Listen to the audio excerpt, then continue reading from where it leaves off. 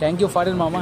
విదేశీ అప్సరసలు మన దేశానికి వచ్చి తమ అందాన్ని ఆరబోసినప్పుడు మనం ఆ అందాన్ని చూడకపోతే నేను మా ఫ్రెండ్స్ మొత్తం కలిసి ఇప్పుడు అందమైన ఆరంబోల్ బీచ్ అందాలను చూడడానికి అయితే వెళ్తున్నాము. అసలైన అందాలు అంటే ఏవో ఇక్కడికి వచ్చిన తర్వాత మీరు చూడాలి. ఇవి చూడకపోతే మనం ఎందుకు ఉన్నాంరా. నీకు బాగా బీచ్ లో విందు బిందు చిందు చందు మొత్తం చిక్కుతాయి. ఇక నీ ఇష్టం, నువ్వు ఆటలాడతావో పోట్లాడతావో నీ ఇష్టం.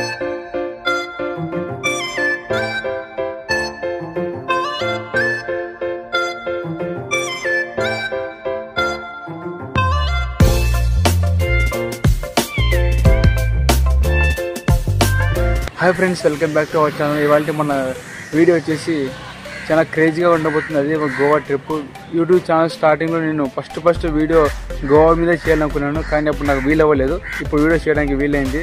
యశ్వంత్పూర్ నుంచి వాస్కోడి గామాకు నేను నా ఫ్రెండ్ 2 స్లీపర్ టికెట్లు అయితే బుక్ చేసుకున్నాము. ఎందుకంటే బాగా పడుకొని వెళ్ళొచ్చు అని చెప్పేసి. ఒక్కొక్క స్లీపర్ టికెట్ వచ్చేసి 400 రూపీస్ పడింది మాకు కాస్ట్. ప్రతిరోజు మధ్యాహ్నం 3ంటికి యశ్వంత్పూర్ నుంచి ట్రైన్ అయితే స్టార్ట్ అవుతుంది. ఎర్లీ మార్నింగ్ 5 o'clock కి మనకు వాస్కోడి గామా డ్రాప్ అయితే చేస్తుంది. 14 hours జర్నీ అయితే పడుతుంది మనకు. My friend living legend Mukta. మా ఫ్రెండ్ పడుకున్న టైం చూసి సైలెంట్ గా సైడ్ కి వచ్చి 30 రూపాయలు ఇచ్చి మసాలా బర్గర్లు కొన్నాను.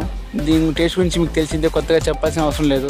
ఈ మసాలా బర్గర్లు తిన్న తర్వాత నాకు తెలిసింది ఈ బర్గర్లు నువ్వు అనుకుంటూ కొంచెం ఇచ్చింది బాగుందని చెప్పేసి.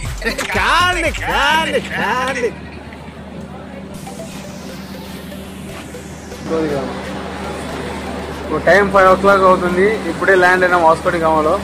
ఇక్కడ నుంచి రూమ్కి వెళ్ళిపోతాం. ఇది Vasco da Gama railway station front view.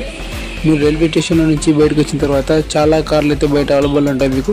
ఇక్కడే మీరు అడుగు ఆతి తూచి వేయాలి. ఎందుకు అలా చెప్తున్నా అంటే, మీరు ఏ ప్లేస్ కి అయితే వెళ్ళాలనుకుంటున్నారో ఆ ప్లేస్ కి వాళ్ళు అడిగిన అమౌంట్ కరెక్టా కాదా, ఇంకా తగ్గచ్చా అని ఆలోచించి అమౌంట్ అడగండి. వాస్కోడి గామా రైల్వే స్టేషన్ నుంచి కాలంగట్ బీచ్ కి ఈచ్ పర్సన్ కి 550 రూపీస్ చెప్పారు. ఇద్దరు కలిపి 1100 అయింది. వాస్కోడి గామా నుంచి కాలంగట్ బీచ్ కి 40 kilometers డిస్టెన్స్ ఉంది. 1 hour జర్నీ అయితే పడింది మాకు. కాలంగట్ బీచ్ కి దగ్గరలో ఈ హోటల్ అయితే బుక్ చేసుకున్నాము. దీని పేరు వచ్చేసి రోన్ విస్టాడా. పేరు వినడానికి వింతగా ఉన్న రూమ్స్ అయితే చాలా బాగున్నాయి లోపల. ఒకసారి మేము బుక్ చేసుకున్న రూమ్ మీకు చూపిస్తాము. ఇది మేము బుక్ చేసుకున్న రూమ్ అయితే చాలా నీట్గా ఉంది. అంటే మీకు కనిపిస్తున్న బట్టలు బ్యాగ్స్ అవన్నీ చూసి ఇందులో చాలా గలీజ్గా పెట్టారు అని అనుకోకండి. మేము రావడానికంటే ముందే మా ఫ్రెండ్స్ 3 ఫ్లైట్ లో గోవాకి వచ్చేసారు. వాళ్ళు మాకంటే ముందే వచ్చి ఇక్కడ స్టే చేయడం వల్ల రూమ్ అంతా గందరగోళం కనిపిస్తుంది. రూమ్ లో తిని పడుకోవడానికి ఏసీ ఫ్యాన్ సౌకర్యం బాగుంది. అలా ఇటు పక్క వస్తే గోడ టీవీ, నీకు ఇంకా బోర్ కొడితే టీవీ పెట్టుకోవచ్చు.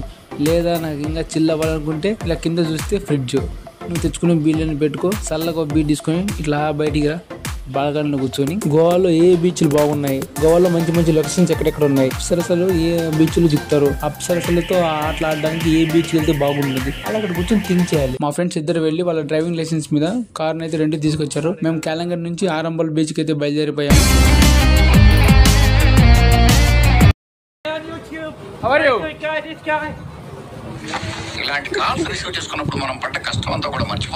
ఇప్పుడు నేను ఆరంబోల్ బీచ్ వెళ్లే రోడ్ లో నడుచుకుంటూ పోతున్నాను. ఇక్కడ చుట్టుపక్కల చాలా షాప్స్ ఉన్నాయి. మీరు షాపింగ్ చేయాలంటే ఇక్కడ చేసుకోవచ్చు. ఆరంబోల్ బీచ్ కి ఎవరైనా కార్లో వస్తే మీ కార్ ని దూరంగానే పార్క్ చేసుకోండి. ఎందుకంటే బీచ్ దగ్గర ఇక్కడ ఎక్కడైనా పార్కింగ్ లేదు. సో ఫైనల్ గా ఆరంబోల్ బీచ్ కి అయితే వచ్చేసాం. ఆరంబోల్ బీచ్ అంటారు దీన్ని, కొంతమంది రష్యన్ బీచ్ కూడా అంటారు. ఎందుకంటే ఇక్కడ ఫారినర్స్ చాలా మంది వస్తారు. అసలు మీరు ఇక్కడ చూడాలంటే ఒక్కసారి మీ ఐస్ గ్లో అయిపోతుంది. అది ఇరిపోయింది బాబు.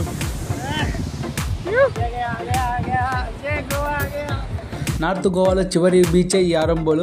మీరు ఈ బీచ్ లో స్విమ్మింగ్ చేయొచ్చు, వాటర్ స్పోర్ట్స్ ఆడుకోవచ్చు. ఆరంబోల్ బీచ్ చూసిన తర్వాత ఎవరైనా సరే ఆ బీచ్ కి అట్రాక్ట్ అయిపోవాలి. ఎందుకంటే అంత బాగుంటది ఇక్కడ వెదర్ గానీ, ఈ లొకేషన్ గానీ, వ్యూ పాయింట్ కానీ ఇక్కడ సూపర్ ఉంటుంది అసలు. ఇక్కడ నా సజెషన్ ఏమంటే, ఫస్ట్ మీరు గోవాలో ఎంటర్ అయితే నార్త్ సైడ్ ఉన్న ఈ ఆరంబోల్ బీచ్ కి ఫస్ట్ ప్రిఫర్ ఇవ్వండి. ఇక్కడ ఎటు చూసినా షూస్, చెప్పుల్స్, బ్యాగ్స్, బట్టలు ఇవి కాకుండా ఇంట్లో కావాల్సిన చాలా వస్తువులు ఇక్కడ మీకు చెప్తాయి. ఒకసారి ఈ రోడ్లను గమనించండి. 2 వీలర్ వెహికల్స్ అయితే బీచ్ వరకు వెళ్తాయి. కార్లు రావడం చాలా కష్టము, అసలు వీలవ్వదు ఈ రోడ్ లో కార్లు రావడం. మేము బీచ్ కి 1/2 kilometer అటుపక్కే 100 రూపీస్ ఇచ్చి పార్కింగ్ కి మా కార్ అక్కడ పార్క్ చేసుకున్నాము.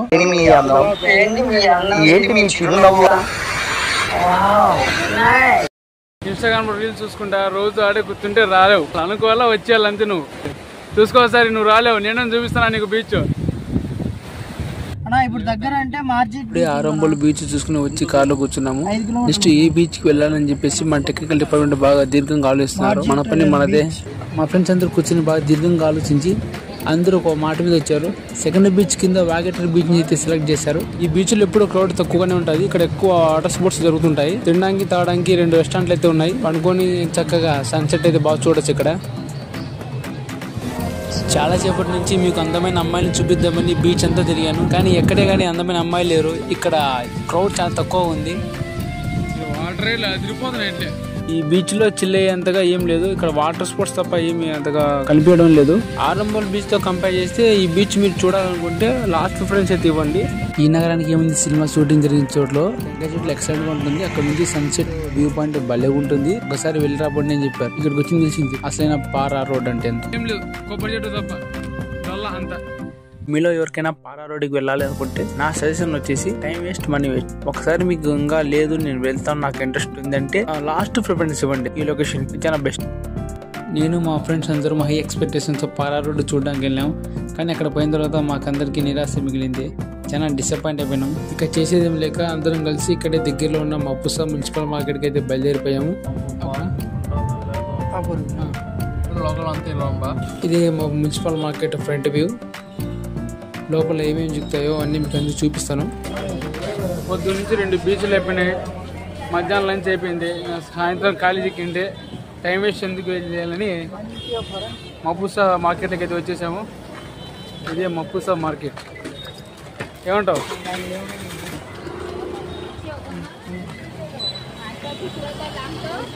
గోవా అంటే వైన్స్ అంటే గోవా.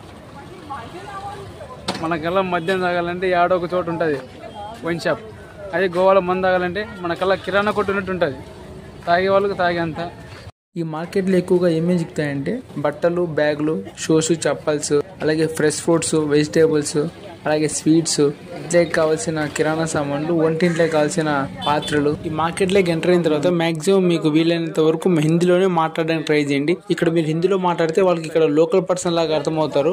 లాంగ్వేజ్ లో మాట్లాడితే మీకు 100 రూపీస్ ఉన్న ప్రైస్ 500 చెప్తారు. అప్పుడు మీరు ఆఫ్ చేసినా కానీ 250కి వస్తుంది. లేదు మేము ఏ లాంగ్వేజ్ లో మాట్లాడినా మేము తెలివిగానే బేరం చేస్తామని అనుకుంటే మీరు ఏ లాంగ్వేజ్ లో మాట్లాడినా మనకి ఇబ్బంది లేదు. ఈ మార్కెట్ కి వచ్చిన తర్వాత మనకు మన ఏరియా వైబ్స్ వస్తుంది. అంటే మనకల్లా ఎలా అయితే మార్కెట్స్ అలా ఉంటాయో ఆ వైబ్ వచ్చేస్తుంది. పొద్దున్న నుంచి ఉరిమింద పడి నానా చెత్త ఫుడ్ అంతా తిన్నాం. ఎక్కడనే గోవాలో మన తెలుగులో హోటల్ కనబడితే అంతకన్నా ఏం కాలరా బాబు అనుకున్నాను. అలా క్యాలెండర్ రోడ్డు మీద నడుచుకుంటూ పోతుంటే మన ఆంధ్ర రుచులని హోటల్ కనబడింది. అబ్బా సాయరా చాలరా బాబు, ఈ జన్మకి ధన్యం చేసుకుని అనిపించింది ఒక సెకండ్ నాకు.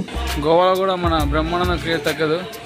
మా ఫ్రెండ్స్ ఆకలి తట్టుకోలేక నాకంటే ముందే హోటల్లో దూరి మెనూ కార్డ్ చకచగా ఓపెన్ చేసి ఎవరెవరికి ఏమేమి కావాలో ముందుగానే అందరూ రూమ్ లో చెప్పేశారు. వాటి ప్రైస్ ఒకసారి చెక్ చేసుకుంటున్నాం. ఎందుకంటే మనం తెలియకుండా ఐటమ్స్ ఆర్డర్ చెప్పిన తర్వాత బిల్ చూసి షాక్ అయ్యే కంటే ముందుగానే వాటి ప్రైస్ ఎంత తెలుసుకొని నిదానంగా ఆర్డర్ చేసుకోవడం మంచిది. ఒకసారి మీకు మెనూ కార్డ్ లో ఉన్న ప్రైజెస్ చూపిస్తాను చూడండి. మరీ అంత హెవీగా అయితే ఏం అనిపించలేదు నాకు.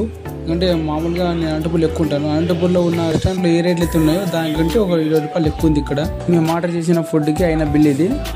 అసలు ఏంటి బ్రో ఇందాక నుంచి ఏవేవో సుళ్ళు చెప్పుకుంటా నా టైం వేస్ట్ చేస్తున్నావు. అసలు నా ఎనర్జీకి మ్యాచ్ అయ్యే బీచ్ ఉందా లేదా అది చెప్పు ముందు. నువ్వు వస్తున్నా నీ ఎనర్జీకి మ్యాచ్ అయ్యే బీచ్ దగ్గరికి వస్తున్నా. నార్త్ గోవాలో బాగా బీచ్ ఉంటుంది మామ.